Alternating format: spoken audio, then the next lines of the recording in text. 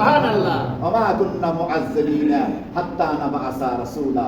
সূরা বনী ইসরাঈল, খেয়াল করেন, সূরা বনী ইসরাঈল 15 নম্বর পারা 15 নম্বর আয়াতে কারিমা শরীফের মধ্যে আল্লাহ বলছেন, আমি কাউকে কোনো গোত্রে, কোনো জাতে, কোনো দেশে কোনো রাসূল না পাঠানো পর্যন্ত আমি কাউকে শাস্তি দিই না। কোনো এলাকাতে, কোনো সম্প্রদায়, কোনো জামানাতে আমি যদি রাসূল না পাঠাই, ওই দেশের মানুষকে আমি শাস্তি দেব না।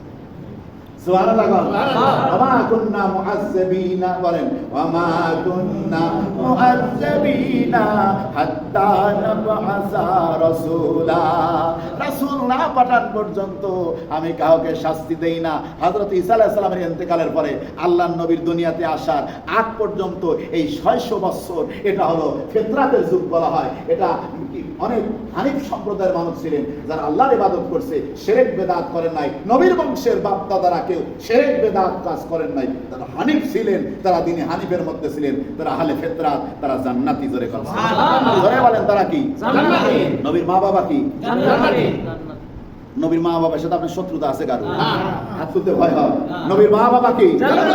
জোরে বলেন জান্নাতি। মা বাবা জান্নাতি। সুবহানাল্লাহ। আল্লাহর হাবিব 10ম হিজরিতে 1,24,000 সাহাবায়ে কেরামদেরকে নিয়ে হজ করার জন্য গেলেন। একদিন আম্মাজান আয়েশা রাদিয়াল্লাহু তাআলা আনহাকে নিয়ে আমার রাসূল হাজুন কবরস্থানে গেলেন। কোন জায়গা? হাজুন কবরস্থানে গেলেন, যার নাম হলো জান্নাতুল মুআল্লা। কি নাম? জান্নাতুল মুআল্লা। পূর্বে নাম ছিল হাজুন।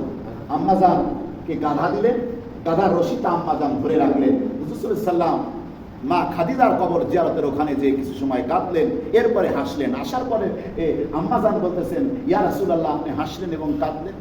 বলে, আমি আমার মা বাবার কথা মনে পড়ে গিয়েছিল, আমার মা বাবার কথা মনে পড়ে আমি চোখের পানি ছেড়ে কাঁদতেছি। এই সময় আল্লাহ তাবারাক তাআলা আমার মুআজিজা, আমার সম্মানে লাহু ইকরামান লাহু সাল্লাল্লাহু আলাইহি ওয়াসাল্লাম বলেন, সুবহানাল্লাহ, ইন্নাল্লাহা ইয়াওয়াহি ইকরামান লাহু সাল্লাল্লাহু আলাইহি ওয়াসাল্লাম। আমি রাসূল আমার সম্মানে আমার আব্বা আমার আম্মা জানকে আল্লাহ জীবিত করে আমার সামনে দেন। সুবহানাল্লাহ। আসলামা, আমার আব্বা আম্মা ইসলাম ধর্ম কবুল করে, সুম্মা মাতা, অতঃপর আমার মা বাবা ইন্তেকাল করে। কামা আহিয়া বে ঈসা আলাইহিস সালাম, যেরকম ঈসা নবী মুরদাক জিন্দা করছে, ওই রকম আল্লাহ পাক আমার খাতিরে আমার আব্বা আম্মাকে আল্লাহ জীবিত করছে, আমার কাছে কালেমা পড়ে আবার তারা ইন্তেকাল করছে। রদ্দুল মুহতারের মধ্যে আছে। ধরে বলেন সুবহানাল্লাহ। প্রিয় হাজিরিন, আপনারা খুশি তো? নবীর মা বাবা জান্নাতি, যারা কবে জাহান্নামী, এদের জন্মে ভেজাল, এরা জাহান্নামের সন্তানের বংশধর।